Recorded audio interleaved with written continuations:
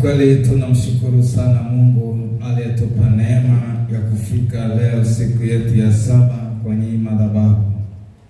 Na karibisha rafiki zetu mnaotufuatilia Facebook live kutoka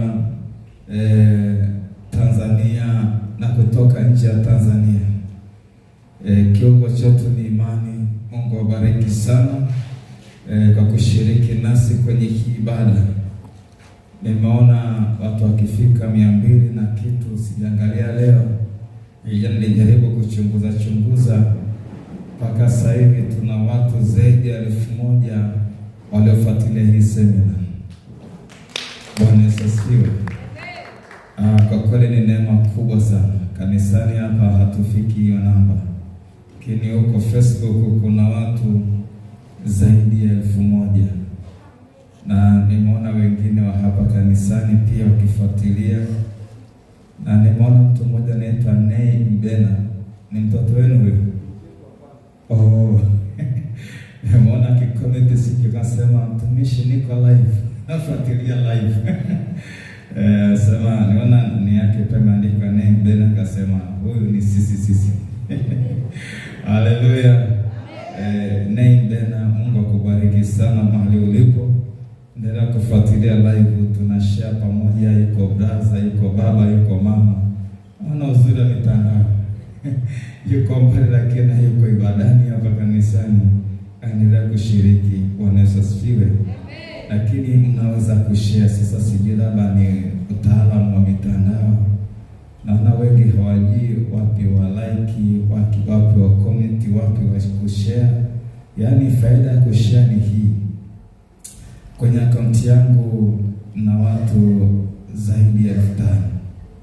Sasa ninapotuma ile mafundisho kule ndani, kuna baadhi ya watu wanafuatilia hiyo semina, sio wote. Lakini kwako yumkini na watu 1,500 ambao wapo kwenye akaunti yako na marafiki zako. Sasa unaposhare mafundisho kwa mfano ya leo, ukishare inaingia moja kwa moja kwenye akaunti yako ya Facebook. Kwa wale marafiki zako wote wanajua kuna kitu umeshare. Na wale ambao wanabarikiwa na Ukristo watafuatilia semina, lakini inaingia moja kwa moja kwenye akaunti yako. Sasa mambo mengine ni utaalamu tu, lakini kitu chepesi. Kuna kale kamshale kale, ukikagusa pale, alafu inakupa option kwamba una share Facebook au kwenye group au una share kwenye akaunti ya mtu binafsi, alafu unachukua ile sehemu unaweza sema share Facebook. Kwa ukigusa pale moja kwa moja na umeshiriki pia kuwafikishia wengine ujumbe huu. Bwana Yesu asifiwe. Amina. Sana vitu kipata watu wakishare watu 10 tu, tutapata watu wengi sana wamepata mafundisho na Mungu atapata jeshi kubwa ambalo litaweza kupata hatua nyingine katika maombi. Bwana Yesu asifiwe. Sasa leo tutakuwa na nafasi ya kutosha ya kusukuma zaidi maombi. Tutakuwa na kipengele kifupi sana, lakini leo ni siku yetu ya maombi. Kuna wanakwaya wale waimbaji leo wamefunga. Sasa tutakuwa na muda mtumishi yetu atakuwa tuongoza kwenye maombi. Tutasukuma maombi, lakini pia kuna watoto nao wamesema hatubaki nyuma na sisi tunashiriki. Kwa hiyo tutakuwa na muda wa kutosha kusukuma maombi hayo, yale mahitaji yako binafsi. Madhabahu hii imechochwa moto kwa siku za kutosha. Mpaka siku ya jana madhabahu imepata moto. Mahali penye uwepo wa Mungu mkubwa sana. Mungu anakuwepo na anajibu maombi kwa moto. Anajibu papo kwa papo. Kwa hiyo tunaendelea kuweka wakfu madhabahu kwa siku mfululizo. Naamini kabisa mpaka hapa tumefika, utukufu wa Mungu umekuwa ni mkubwa sana sana. Naona jana nguvu za Mungu zilikuwa kubwa sana kuliko juzi na jana na juzi ile. Kwa hiyo unapoona nguvu za Mungu zipo mahali, basi kuna lango limefunguka la kujibiwa maombi. Kwa hiyo kwa kiwango cha nguvu ambazo ziko hapa, basi tutapeleka mahitaji yetu mbele za Bwana ili Mungu atusaidie, ili Mungu atutetee, ili Mungu atupiganie na atuvushe mahali. Na kumbuka msingi wa mafundisho yetu ni juu ya neema Mungu ndani ya kufunga na kuomba. Kwa nafikiri mpaka hapa tumefika. Mpaka siku ya jana hatutafunga tena kimapokeo, hatutafunga tena kimazoea, hatutafunga tena kwa sababu kuna jaribu mbele, bali tutafunga kwa neno la Bwana na neema ya Mungu itadhihirika katikati ya kufunga kwetu. Bwana Yesu asifiwe. Leo tutaangalia kwa ufupi sana habari ya kutakasa saumu. Kutakasa saumu, kutakasa saumu. Kutakasa saumu. Kutakasa saumu. Kwa nini kutakasa saumu? Saumu ni ibada kamili mbele za Mungu. Saumu ni dhabihu kwenye madhabahu ya Mungu aliye hai. Saumu ikikaa vizuri ni manukato mbele za Mungu. Bwana Yesu asifiwe. Sasa baada ya kutafakari huu mstari, nikajifunza kwa nini Mungu akasema saumu itakaswe. Ni kwa sababu unapoingia kufunga umelipa gharama, umejitoa, umetenga muda wako, lakini umeotoa mwili wako dhabihu, ukiunyima vitu ambavyo ni haki yake ya msingi.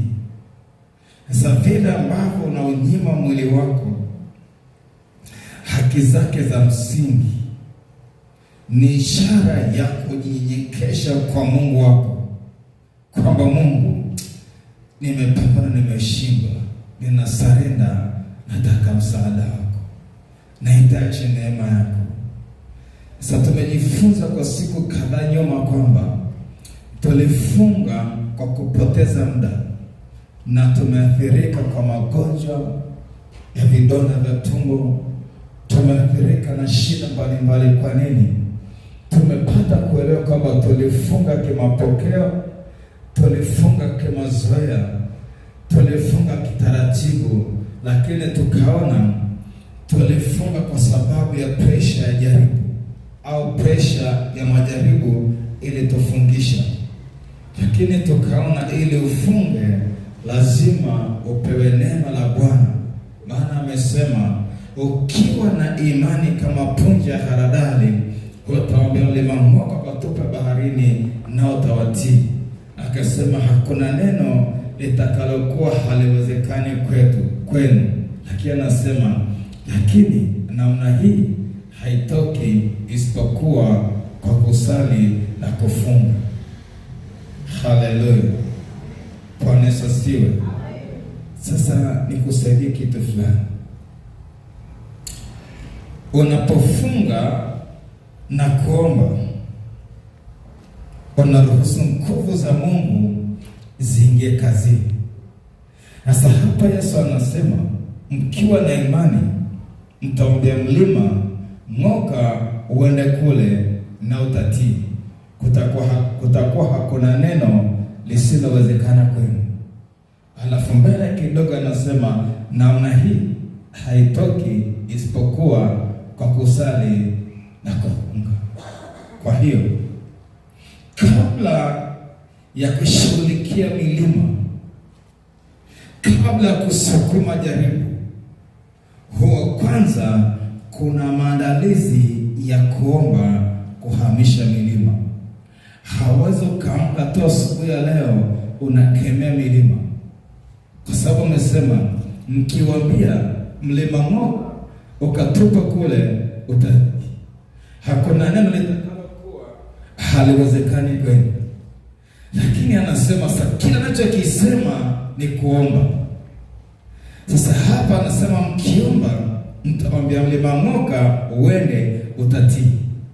Alafu anashika kidogo anasema lakini hiki ambacho nimewaambia hapa hakitoki isipokuwa kwa kusali na kufunga. Kwa hiyo kabla ya kusemesha milima kuna kujiandaa kwa kufunga na kuomba. Ndio maana tumeona wakati Yesu mbele yake kuna jaribu la shetani, aliongozwa Roho Mtakatifu kwenda jangwani, akafunga na kuomba siku 40. Alipofunga na kuomba ndipo majaribu yakaanza. Na tumeona jaribu la kwanza kabla shetani ni jaribu la mwili wake. Biblia inasema alipotimiza kisha akaona njaa. Kwa hiyo kabla ya shetani jaribu la kwanza ni mwili wako. Kabla ya shetani jaribu la kwanza ni mwili wako. Na mwili unapokujaribu unashawishi nafsi iungane na mwili. Nafsi ikiungana na mwili ikapata nguvu, roho yako inakosa nguvu. Nafsi na mwili vinakuendesha. Kwa hiyo kabla ya kushughulikia mambo mazito mazito, kwanza kuna muda wa kukaa na Mungu madhabahuni kwa muda wa kutosha wa kufunga na kuomba. Anapokupa maelekezo kufunga na kuomba na kuwa na faragha na yeye, anakuandaa kwa ajili ya kushughulikia mambo makubwa yaliyoko mbele yako. Bwana Yesu asifiwe. Bwana Yesu asifiwe. Bwana Yesu asifiwe. Sinitumia lugha gani kwanza hapa ili udake vizuri?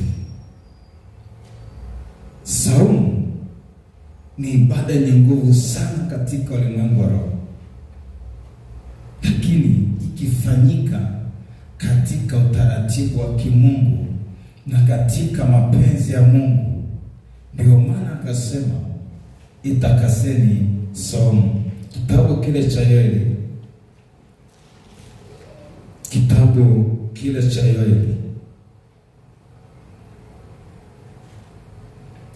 cha Yoeli 2 mstari ule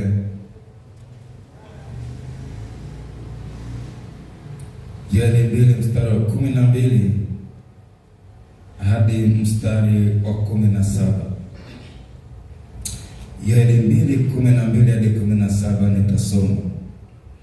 Lakini sasa asema Bwana, irudieni mimi kwa mioyo yenu yote, na kwa kufunga na kwa kulia na kwa kuombolea. Rarueni mioyo yenu wala si mavazi yenu, mkamrudie Bwana Mungu wenu, kwa maana yeye ndiye mwenye neema, amejaa huruma, si mwepesi wa hasira, ni mwingi wa rehema, naye hugairi mabaya. Nani ajue kwamba hatarudi na kugeuka na kuachia baraka nyuma yake?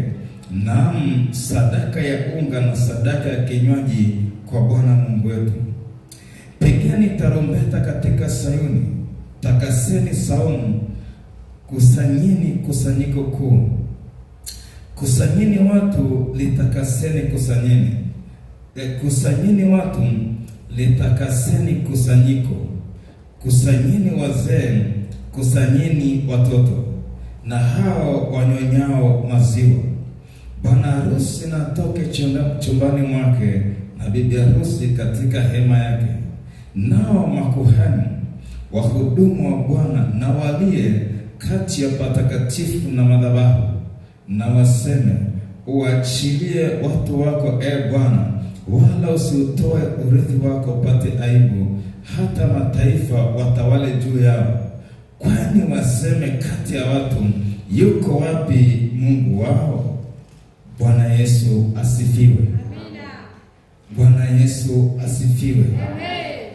Moja maelekezo anasema kusanyeni watu, kusanyeni kusanyiko.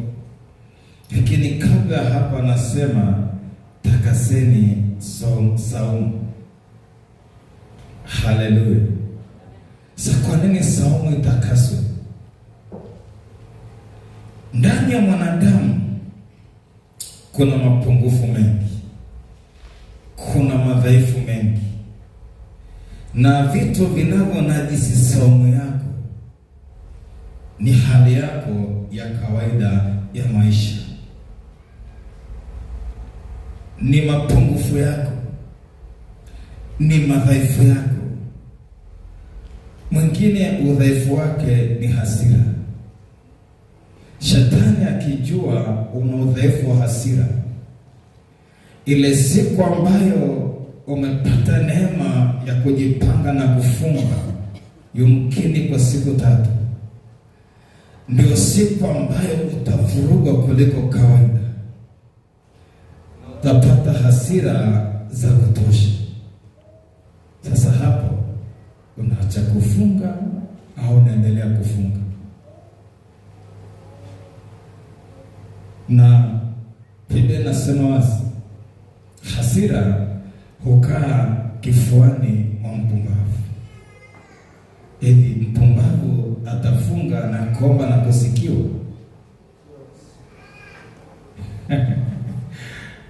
Chungaji anasema sio rahisi. Sasa naposema takaseni saumu, unapoona umepata maelekezo ya Mungu na umetengenezewa kisiki, ujikwa usiombe, kumbuka hili neno, takaseni saumu. Ni muda kurudi kwa Bwana kwenye magoti, ambia Bwana Yesu, kwa kweli saa hii mimi ni mpumbavu. Kwa nini ninakasirika alafu na hasira? Unajua kuna kukasirika na kuwa na hasira. Nimekasirika na hasira alafu nimefunga. Kwa Mungu nakuja kwa toba kwenye madhabahu yako, nirehemu, nisamehe, niondolee hasira na uchungu ndani yangu. Alafu umesema amani yangu nawapa, nitoavo si kama ulimwengu utoavo. Naomba kama umenikubali ishara, hakikisha nafsi yangu, moyo wangu vinakuwa na amani. Nakwambia ukiomba haya maombi, ndani ya nusu saa hasira yote imeisha. Kwa Bwana Yesu, naomba sasa takasa saumu yangu. Tunajifunza kukua katika maombi. Usiwe mtoto siku zote. Nimepata neema ya kana kwenye madhabahu nyingi za maombi tofauti tofauti, nyingine kubwa, nyingine za wastani, zingine ndogo. Kuna waombaji unawaona unasema, Mungu, hivi huyu ni muombaji au ni mpagani? Akigusa kidogo anafiatua maneno, hata mpagani sio hivyo, lakini muombaji kafunga. Sasa hiyo saumu yake haina kibali kwa Mungu. Sasa wewe muombaji umepata nafasi ya juu sana kuleta dhabihu ya manukato kwenye madhabahu ya Mungu. Sasa kabla ya kuombea wengine au kupeleka mahitaji yako, sasa umefunga, cha kwanza hakikisha unatakasa saumu yako. Usiruhusu kabisa shetani akutoe kwenye uwepo wa Mungu wako kwenye kufunga. Bwana Yesu asifiwe. Amina. Hapa nauliza swali. Ni wangapi alijipanga kufunga akavurugwa sana? Ainua mkono juu. Ulijipanga kufunga ukavurugwa sana, inua mkono juu.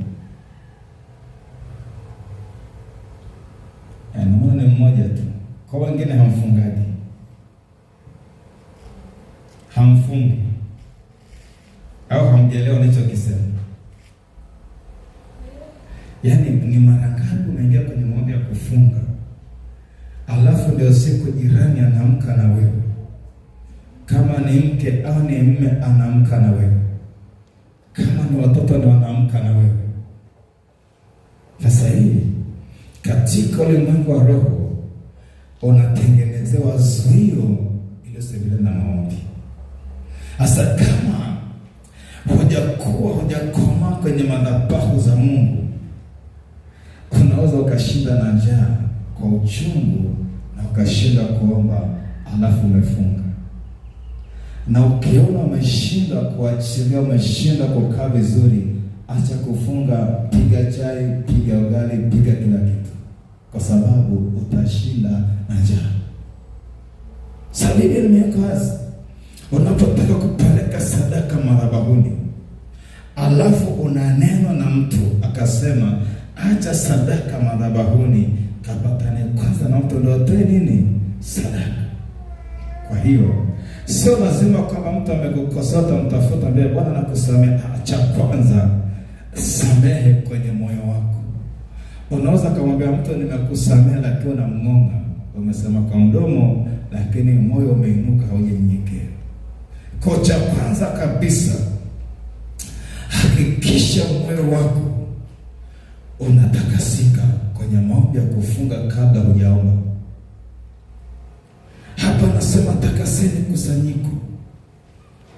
kusanyini watoto, kusanyini wazee, takaseni kusanyiko. Jana tumejifunza kwenye moja mbinu za kivita ni kama wawili wanafukuza 10,000, mmoja anafukuza 1,000. Sasa kama mpe kwenye kundi la kufunga na kuomba wengi, mnafukuza maelfu na maelfu ya maroho ulimwengu wa roho. Lakini msipolitakasa kusanyiko, hamtafukuza hata 1,000. Kwa nini? Mmeinajisi madhabahu. Baada ya kuwafukuza, mtafukuzwa nyinyi. Bwana Yesu asifiwe. Kuna mwaka tulikuwa tuna maombi ya kuombea miji na kushughulikia miji. Ni miaka ya nyuma kidogo, tulikuwa tunaombea Turiani, kwa tunaombea miji tofauti tofauti. Sasa tulienda eneo fulani na kuna vitu havikukaa sawa. Mungu akaniambia hili kundi lote limetekwa na limefungwa Nikaragua. Nikaragua ni upande wa mwingine, huko tulipo na walipo ni upande mwingine wa sayari ya dunia. Sasa kama Mungu ninakuaje? Kaniambia hakikisha wanatoka walikofungwa. Kanipa maelekezo namna kuomba. Nilipoomba wakafunguliwa kule, wakarudi kwenye nafsi zao. Sasa niambie, kama Mungu asingeniambia wametekwa na nisingejua. Bwana Yesu asifiwe. Amina. Unaweza ukawa hapa upo, lakini nafsi imefungwa nchi ya mbali. Na nafsi ikifungwa, aisee, huna maamuzi. Huna maamuzi. Maana nafsi imebeba akili, imebeba kila kitu cha mwanadamu cha kumfanya awe mwanadamu. Sasa naweza mkika kwenye maombi ya kundi kwa namna hiyo, alafu huko ndani watu wameshafuruga sana. Mnaingia, mnatekwa, afu hamjui mmetekwa. Nashangaa ghafla huko na waombaji wazuri, ghafla wote wameacha kuomba. Alafu baada muda mfupi hata kanisani hawaji kanisani. Walishapigwa, walipoenda vitani wakatekwa. Ndio maana akasema takaseni kusanyiko. Kwa leo kwa wale ambao tumefunga, tutaomba nina Bwana kutakasa somo yetu ya leo. Lakini tunakwenda kulitakasa kusanyiko ili maombi yetu mbele za Bwana yawe manukato. Sababu somo yetu mbele za Bwana ikiwa imetakasika ni manukato ya thamani kwenye mbingu. Na yale manukato yakipanda mbele za kwenye madhabahu ya Bwana, malaika wanayapokea, wanajaza kwenye vitasa. Yakijaa yanamwaga duniani.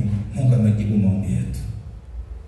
Nami ni maombi yangu ya kwamba maombi ambayo tumeomba wiki hii, yani uyapate kabla wiki haijaisha. Haleluya. Amen. Yani ndani ya hii wiki uone matokeo, kabla Jumapili uone matokeo.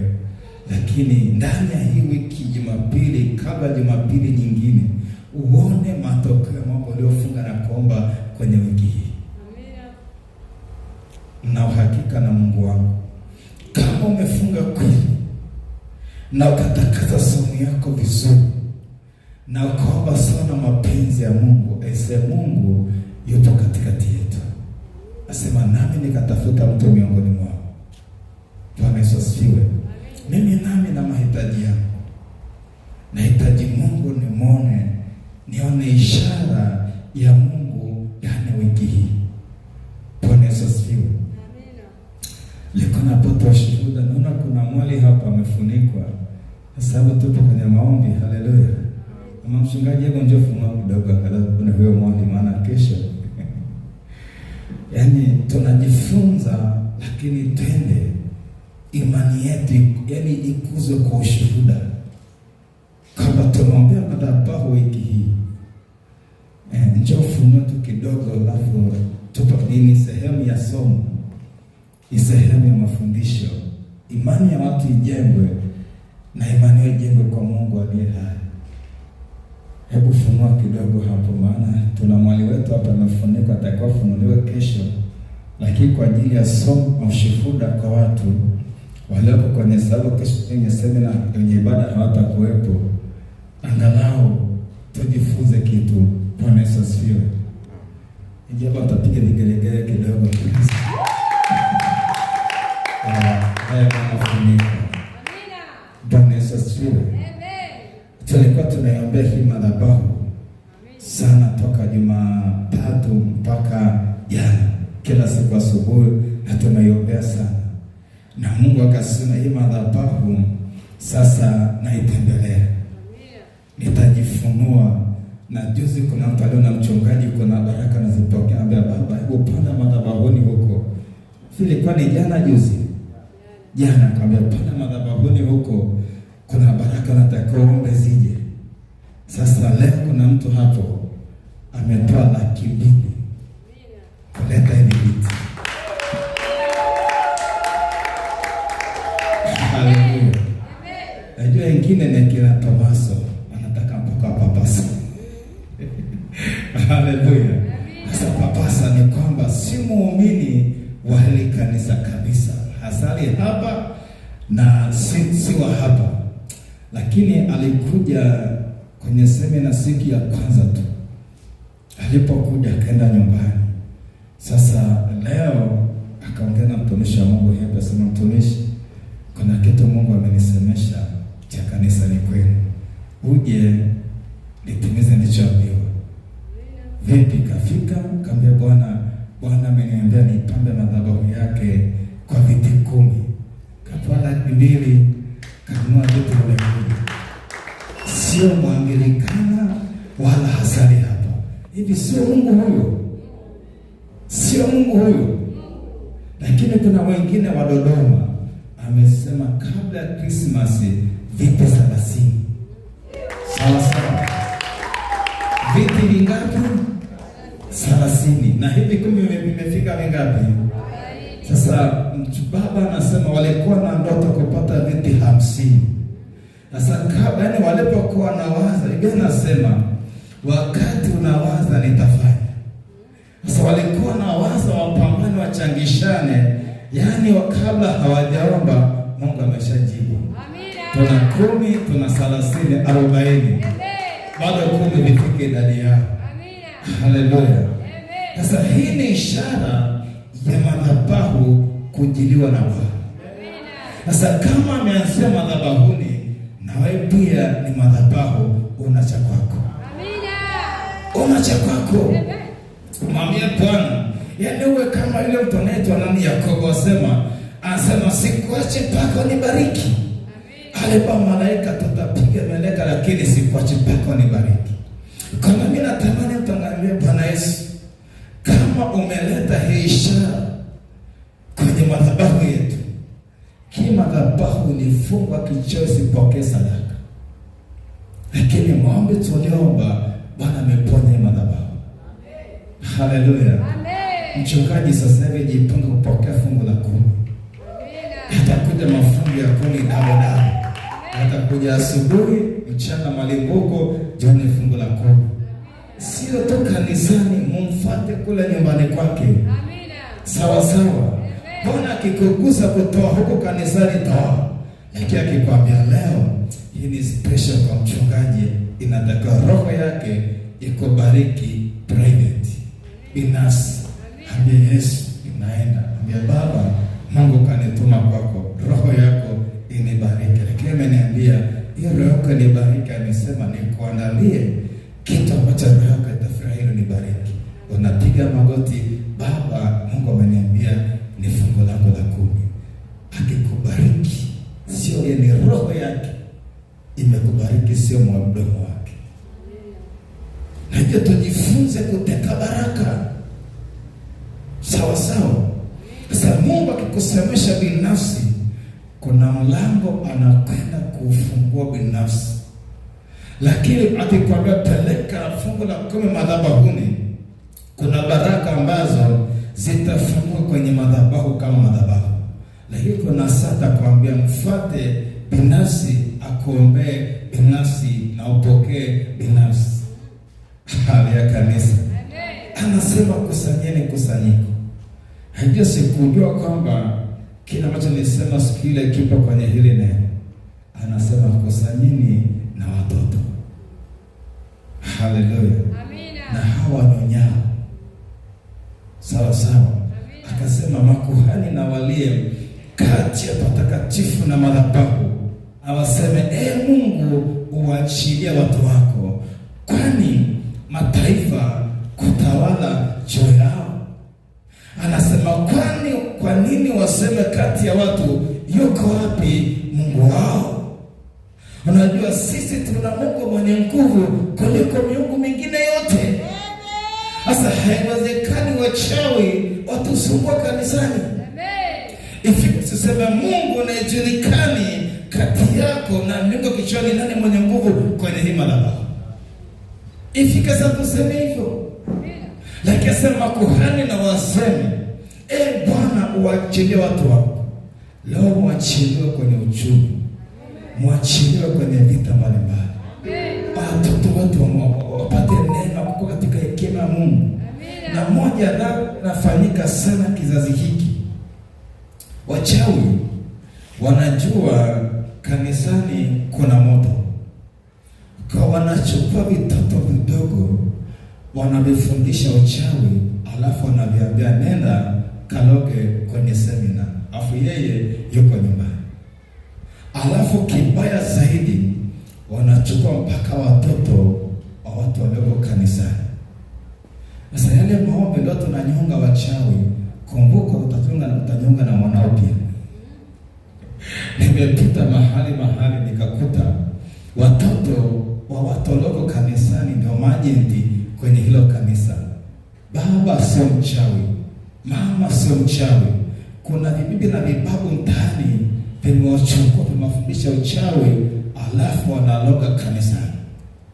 Sasa mnaoa pasipo maarifa, mmetoka kanisani watu wanaoa wachawi, mnapiga mnaoa wachawi kwa leo. Unarudi nyumbani mtoto kanaanguka kamekufa. Yesu anakuambia, mwanangu, kazi yako ni njema.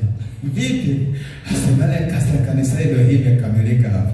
Kwa namna gani? Huyu ndiye mcheo wa kanisani kwenu. Mwanangu, ambie, kwa hiyo kazi yako ni njema. Haleluya, haleluya. Kama nikasema tuombe kwa maarifa. Siombe tu kwa mapokeo, kwa mazoea. Lazima Mungu akisema sasa ni vita ya wachawi, lazima atawapa maelekezo. Sawa sawa. Kwamba kuna watoto wenu ni wachawi, waombeni, watengeni, alafu pigeni wanaotuma watoto wenu kuloga kanisani. Amina. Lazima mkue katika maombi. Bwana Yesu asifiwe. Amina. Sasa leo tuna maombi hapa kanisani. Mnafuatilia Facebook live, leo tuna maombi. Kwa mahitaji yako yote jiandae, tutasukuma mbele za Bwana. Kwa tutakwenda kuomba kwa ajili ya mahitaji yetu binafsi. Kama Bwana ametembelea madhabahu, amegusa watu, wamefanya kwenye madhabahu yake, sasa ni zamu yako na wewe. Mahitaji yako ya msingi yanayogusa moyo wako tutayaombea mbele za Bwana. Bwana Yesu asifiwe. Lakini wale waimbaji ambao wamefunga sana, ninyi mtapata nafasi ya kupeleka mahitaji yenu mbele za Bwana. Ombea bila huduma yako binafsi, lakini ombeni mpate vyombo kama kwaya, kama waimbaji. Sawa sawa. Mungu wetu anaweza. Ombeni Mungu ape vyombo. Mmejenga kanisa zuri sana. Mnavuna muziki wote huu ni maombi wapendwa. Sikona la kununua hata maiki ya shilingi 50,000. Lakini vyote ni maombi. Bwana ameleta hivi. Kwa ninyi mkiomba leo, mwambie Bwana tupe muziki, tena sio muziki wa kuruka. Sawa sawa. Najua tukiomba kwa imani inawezekana.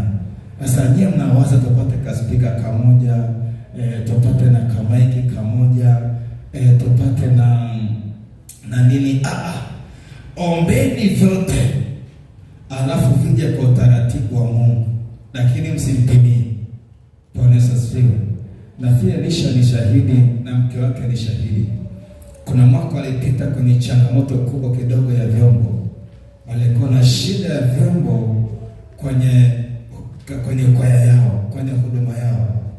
Nikawaita kwenye mwezi wa 10, kama siku mwezi wa 10, nikaambia sasa, wapendwa njoni. Kaambia sasa andikeni muziki wote wa kujaa. Sara njoo, maana mtasema labda anaongeza. Maana niliwaambia na imani iligoma kwa sababu mazingira yalikataa. Yaligoma kabisa. Hebu tupo shuhuda mwaka ule niliapaliwa, nikaambia njoni tuombe. Ile siku tunaomba imani ilikaja, lakini nilipoandika kimetokea ni baadaye, na hao watiwe nguvu imani inuke ili leo na wao waombe vyombo. Karibu. Bwana Yesu asifiwe. Amina. Bwana asifiwe waimbaji. Amen. Amen. Ni kweli anachosema mtumishi wa Mungu.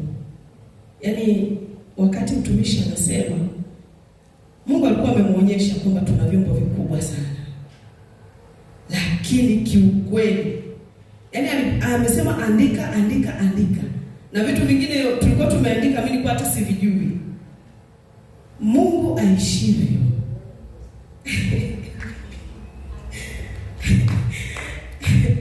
Tulipokea kwa kiwango kile ambacho tuliomba na tuliandika. Amina. Kuna kitu kilikuwa kimeandikwa crossover. Sasa tulikuwa tumegaiwa, wewe utashika hiki, wewe utashika hiki, wewe utashika hiki. Mimi nilikuwa nimeambiwa niombee crossover. Sijui hata kuijua. Yaani kiukweli kwa binadamu, yaani ni kitu ambacho hakiwezekani kabisa. Lakini katika roho Mungu alikuwa ameshatupa. Bwana Yesu asifiwe. Na tulipokea kama tulivyoomba. Amen. Kwa hiyo inueni kiwango cha imani. Bwana asifiwe. Amen. Amina. Bwana Yesu asifiwe. Kipindi hicho walikuwa wanalia, maana walikuwa wananyapaliwa sana kwa sababu hawana vyombo. Sawa.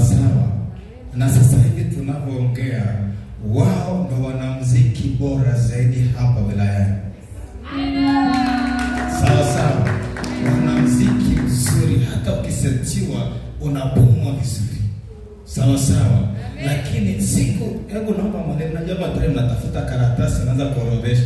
Anza kuorodhesha, mashangaa. Orodhesha sasa. Mwambie mwalimu tusaidie tujue vinahitaji hapa. Kuna tena vingine viko hapo. Sawa. Hapo juu kuna mixer kavu, kuna equalizer, kuna crossover, kuna booster, naona kuna kinanda. Kwa hiyo sasa mwambie mwalimu tusaidie hapo. Andikeni mnaomba kwa imani, afu tutabandika mikono kama Bwana Yesu. System ya muziki ienee. Weka speaker bass, weka speaker midi, alafu weka na monitor. Sasa jifunze kupitia hizo kwa zinaitwa monitor hizo mbili. Hapa hiyo inaitwa speaker midi zile bass. Sawa. Kwa hiyo andikeni muziki wote ambao ni muziki seti iliyokamilika. Haleluya.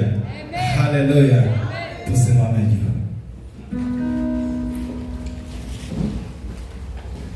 Tunakwenda kumwabudu Mungu, tumeshajiandaa. Tutaanza kusukuma maombi kwa mahitaji ya watu wote. Alafu tutasukuma kwa ajili ya kwaya, alafu kwa ajili ya watoto. Kwa kama tutaanza na watoto sawa, kwa kwaya na watu wote. Kiatamani tupate za agenda 3. Tutaomba maombi maalum kwa ajili ya watoto, alafu maombi maalum kwa ajili ya waimbaji, alafu maombi kwa ajili ya kila mtu atasukuma mahitaji yake binafsi. Kwa utaona tutasukumaji sawa na vile ambavyo Mungu atakushuhudia. Bwana Yesu asifiwe. Tuna kama nusu saa hivi. Kuna muda dakika 30 toka nusu saa tutosha kabisa. Yaani ndio ng'ang'ania Mungu kama Yakobo alimng'ang'ania yule malaika ambaye Yesu leo sikuachi. Mwambie Yesu leo sikuachi. Ng'ang'ania Yesu kama Bwana ameleta ishara kwenye madhabahu yake. Kagusa watu kuleta viti, atagusa watu kuleta vyombo, atafanya pia kwenye maisha yako binafsi. Tumwabudu Mungu.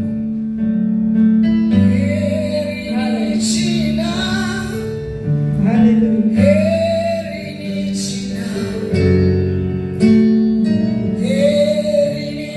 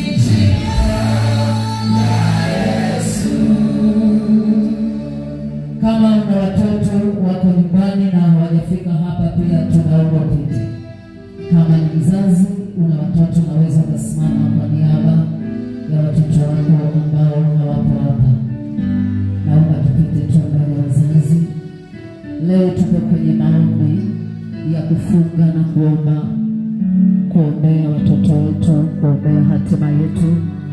Kwa hiyo tusimame kwa imani kwa niaba ya watoto wetu, lakini pia tutaomba kwa imani kwa watoto wote wa kanisa hili na makanisa mengine katika nchi yetu, katika taifa letu. Tutamwambia Bwana tuko hapa. Naomba tufunike macho yetu, tanifuatisha kwa maombi haya.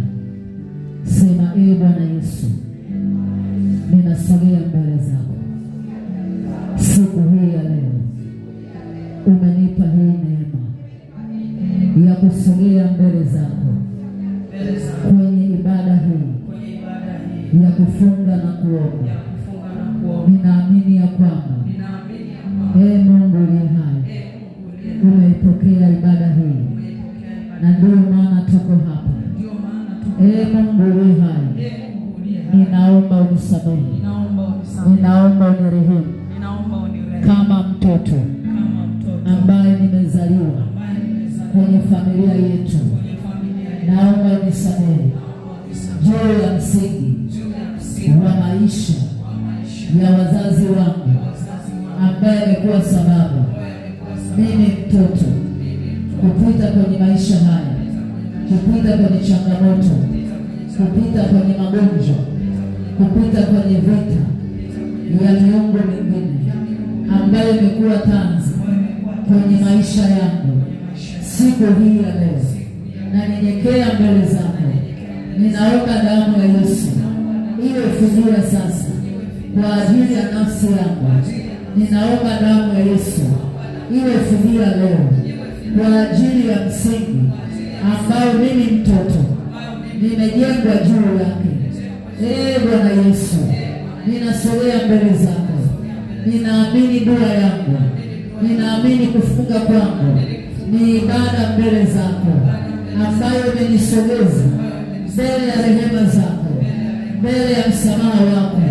Ee Bwana Yesu, kila kifungo chochote ambacho nimefungwa nacho kwenye ulimwengu wa roho, kwenye ulimwengu wa mwili, ninaomba toba, ninaomba rehema kwenye maisha ambayo wazazi wangu wameyaishi. Ee Bwana, ninaomba siku ya leo kupitia funga yangu, kupitia maombi yangu, nisipite kwenye hizo njia, nisipite kwenye hayo mateso, nisipite kwenye hayo magonjwa, nisipite kwenye maagano ya umaskini juu yangu, nisipite kwenye vita ya kukataliwa elimu, nisipite kwenye vita ya uchawi na ushirikina ambayo imenishikilia kwenye ulimwengu wa leo.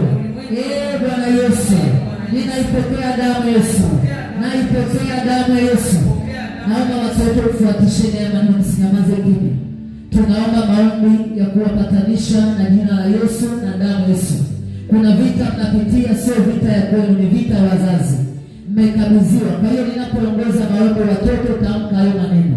Sema: Ee Bwana Yesu, kila kifungo chochote ambacho nimefungwa kwenye ulimwengu wa roho, kifungo cha uchawi, kifungo cha umaskini, kifungo cha magonjwa, ninaiachilia damu Yesu kwenye kila kifungo ambacho nimefungwa nacho, kifungo cha zinaa. Siku hii ya leo ninaipokea damu Yesu, ninaipokea damu Yesu. Kila kifungo ambacho nimefungwa nafsi yangu, nimefungwa akili zangu, na iruhusu damu Yesu ipite nifungue sasa, ipite nifungue sasa. Kuna mangapi pita huko mbele, utakuwa unabandika mikono na mchungaji wako huko mbele. Naomba tupite tubandike mikono kwa watoto, lakini pia tutaomba na wazazi. Wazazi watakuwa na wakilisha watoto wao kule ndani. Naomba tuombe maombi ya kuwafungua kwenye vifungo ambavyo wamefungwa kupitia uhalali wa wazazi wao. Baba, katika jina la Yesu, Baba, katika damu Yesu, ninasogeza watoto hawa Ee Bwana mbele zako jioni ya leo. Mungu, tazama wameikiri imani hii ya kwamba Yesu aliteswa pale msalabani na kisha amefufuka siku ya tatu, na ndio maana wameingia kwenye maombi ya kufunga na kuomba. Hiki kiwango cha imani walicho nacho Ee Bwana, sawa sawa na imani yao Mungu, wamekataa kula, wamekataa kunywa, wamekataa kuishi maisha ya kawaida ambayo wameishi siku zote. Baba, wamemaanisha mbele zako kukaribia Mungu aliye hai. Wanakuhitaji uwe Bwana Mwokozi kwenye maisha yao. Wanahitaji uwe jibu katikati ya changamoto walizo nazo. Wanahitaji uwe msaada wao siku hii ya leo. Mungu, ni kweli tumewauza watoto wetu. Mungu, ni kweli tumewakabidhi watoto wetu kwenye madhabahu za giza, kwenye madhabahu za kichawi, kwenye madhabahu za roho za zinaa. Tumewakabidhi kwenye madhabahu za miungu mingine. Hatima yao tumeiuza, Bwana. Hatima yao tumeikabidhi kwenye madhabahu za asili. Kuna watoto tumewakabidhi kwenye madhabahu za ushirikina, wanafanya kazi ulimwengu wa roho. Wengine wanaua, wengine wanaroga, wengine wanafanya kazi ya uchawi kwenye madhabahu ya Bwana. Baba, katika jina la Yesu Kristo, na iachilia damu ya Yesu Kristo kwenye nafsi za watoto hawa.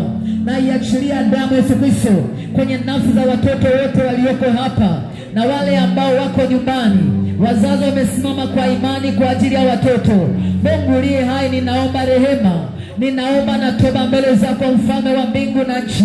Likiwako jambo lolote ambalo limesimama juu ya watoto hawa, ukiwapo kifungo chochote cha haki, ukiwapo mapatilizo yoyote, ikiwapo adhabu yoyote juu ya watoto hawa ambao tunaiachilia juu yao kama wazazi, nasimama kama kuhani mbele zako, nasimama kama kuhani mbele zako jioni ya leo. Tumeuza haki ya watoto hawa Bwana, tumeuza urithi wa watoto hawa Bwana, tumeuza baraka za watoto hawa Bwana, tumeuza kesho watoto hawa Bwana, tumeuza kwenye madhabahu za ukoo, tumeuza kwenye madhabahu za ukoo, tumeuza kwenye madhabahu za uchawi na ushirikina, tumeuza kwenye madhabahu kupitia maneno, tumeuza kwenye madhabahu za giza. Leo nailipa hiyo damu ya Yesu Kristo, ninailipa hiyo damu ya Yesu Kristo. Tulipouza kwa ibada za miungu, tulipoiuza kwa matambiko, tulipoiuza kwa asili ambazo tumezaliwa nazo, tumeziishi sisi na baba zetu tangu kizazi cha kwanza.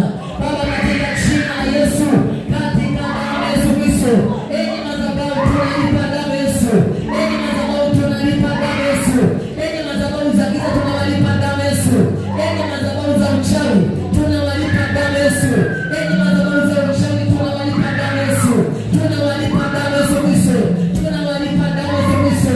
Nafsi za watoto tunazikomboa kwa damu ya Yesu, tunakomboa nafsi ya watoto, tunakomboa nafsi ya mtoto aliyefungwa kule kuzimu, tunafungua nafsi ya mtoto aliyefungwa na madhabahu za zinaa.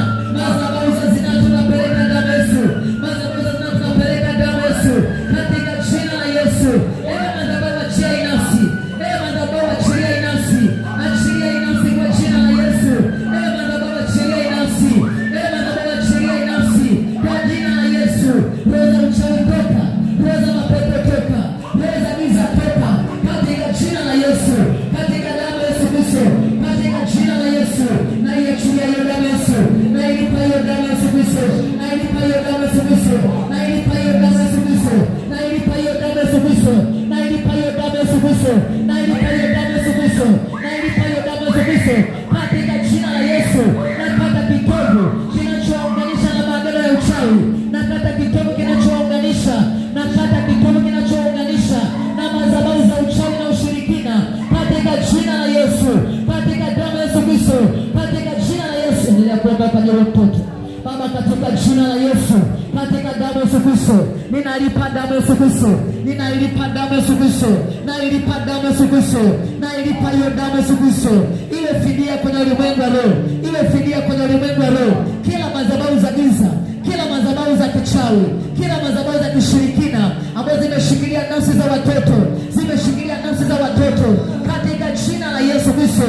Tulipoingiza kwenye maagano ya giza, tulipoingiza kwenye maagano ya giza, tulipoingiza kwenye maagano ya maskini, tulipoingiza kwenye maagano ya maskini katika jina la Yesu. Kuna watoto ambao Bwana ndoto zao Mungu zimefungwa, ndoto zao Bwana zimekamatwa kupitia misingi, kupitia Mungu wa siri, kupitia kabila na familia. Tunaiachilia damu ya Yesu Kristo, tunaiachilia damu ya Yesu Kristo, tunaiachilia damu ya Yesu Kristo. Hiyo misingi waachilie, hiyo misingi waachilie. Kuna watoto ni madaktari, kuna watoto ni wabunge, kuna watoto ni mawaziri, lakini hawezi kusoma kwa sababu agano maskini imeshikilia hatima yao, agano maskini imeshikilia hatima yao katika jina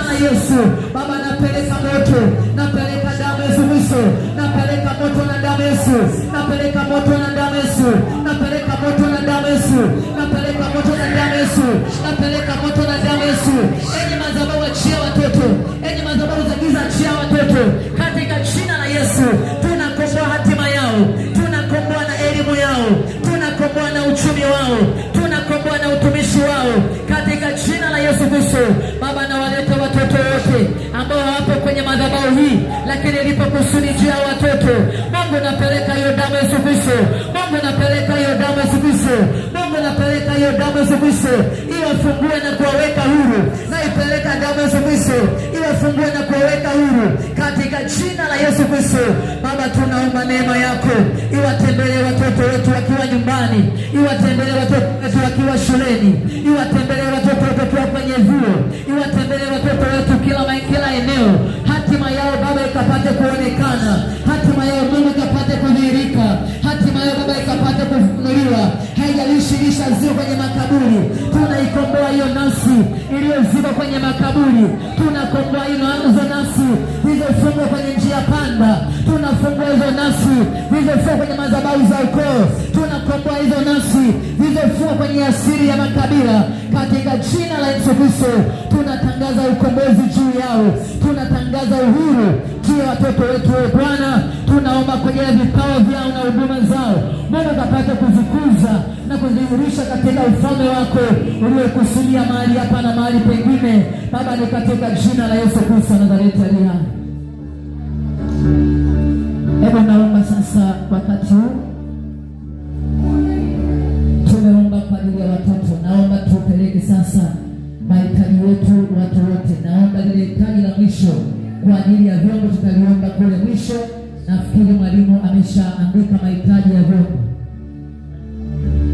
Watoto wangapi mliofunga mwenye mikono juu? Ambao umefunga leo, umefunga hujakula chakula. Ni wawili tu mwalimu, ni wawili tu.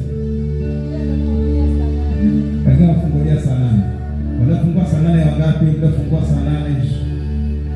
Mliofungua saa 8. Walifunga tu watatu leo.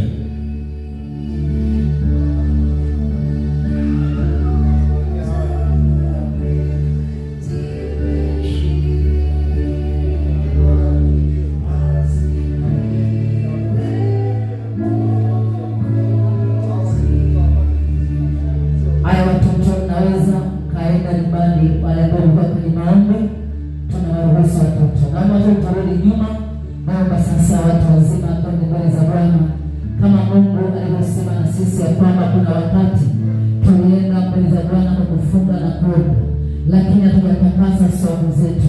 Baada ya kupokea majibu, vitu vyetu vikatekwa, vikazikwa. Kuna vitu ambavyo tulikuwa navyo, sasa hivi hatuvioni tena. Ule moyo wa maombi, ule moyo wa kumtafuta Mungu, ile hofu ya Mungu ndani yetu, kuja kwenye ibada, kuwahi kwenye ibada, kumtolea Mungu, kujitoa, vimeibiwa na adui pale ambapo saumu zetu hatujazitakasa mbele za Bwana. Wakati mwingine hatukujua kutakasa saumu. Tulikasirika saa tuko kwenye saumu. Tulikasirika kwa tulikuwa tuingie kwenye saumu. Na tukujua ya kwamba ni dhambi. Hebu nenda mbele za Bwana, omba toba mbele za Bwana. Baada ya hapo, dai vitu vilivyotekwa kwenye nafsi yako, kwa watoto wako, kwenye huduma yako, kwenye uchumi wako, kwenye nafasi yako. Nenda mbele za Bwana kutoka kwa dakika chache. Baba, katika jina la Yesu, ninasogea mbele zako kwa ajili yangu na kwa ajili ya watumishi wako. Ni kweli Bwana umesema nasi juu ya saumu iliyo takatifu, ya kwamba hiyo saumu imebeba majibu yetu, imebeba majibu yetu ambayo Mungu tulitamani kuyapokea tulipoingia kwenye saumu. Baba, tunajifunza leo ya kwamba saumu inatakaswa, lakini wengi hatukujua saumu ya kwamba inatakaswa. Tulienda kwa mazoea, tukizani Mungu hauoni, tukizani Mungu nawaza kama sisi, tukizani Mungu wewe ni kama mwanadamu. Kumbe wewe ni mtakatifu Bwana.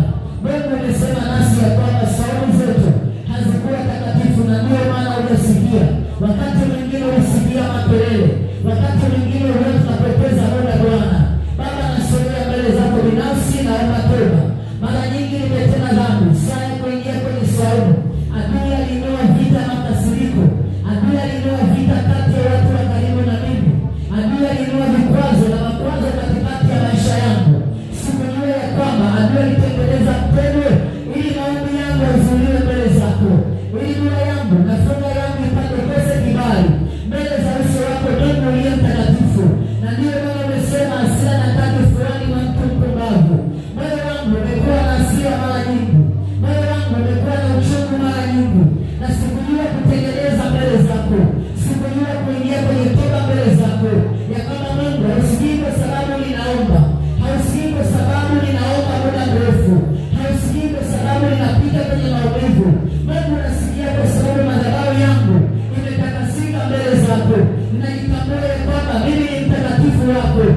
Bwana, nirehemu nilipoingia kwenye aina ya maombi na jinsi hii, na kwa sababu hiyo shetani alitumia kama mlango, akapiga huduma yangu nilipoingia kwenye saumu, akapiga uchumi wangu nilipoingia kwenye saumu ambayo ninajisikia kwa sababu sikujitakasa mbele zako, akapiga afya yangu nilipoingia kwenye saumu bila kujitakasa mbele zako, akapiga nafasi yangu kwenye kwaya, akapiga nafasi yangu kama mwimbaji, akapiga nafasi yangu kama mwombaji kwenye madhabahu hii na kwa ajili ya familia yangu, akapiga nafasi yangu Bwana kwa ajili ya kusudi lako niliweka juu yangu kwenye ukoo niliozaliwa.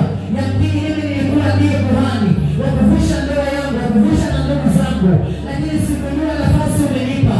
Hivyo adui alitega mtego mbele yangu, nikanasa miguu yangu kwa haraka, nikanasa nafsi yangu upesi. Bwana, hiyo ni dhambi, imenizika kwa upesi. Leo ninasogea mbele zako Jehova. Kumbuka rehema katika ghadhabu, kumbuka rehema Bwana katika ghadhabu. Mara nyingi yamkini umenisemesha kwenye neno, umenisemesha kupitia mahubiri, umenisemesha kupitia Roho Mtakatifu, lakini sikuelewa Bwana. Baba, ninaomba toba na rehema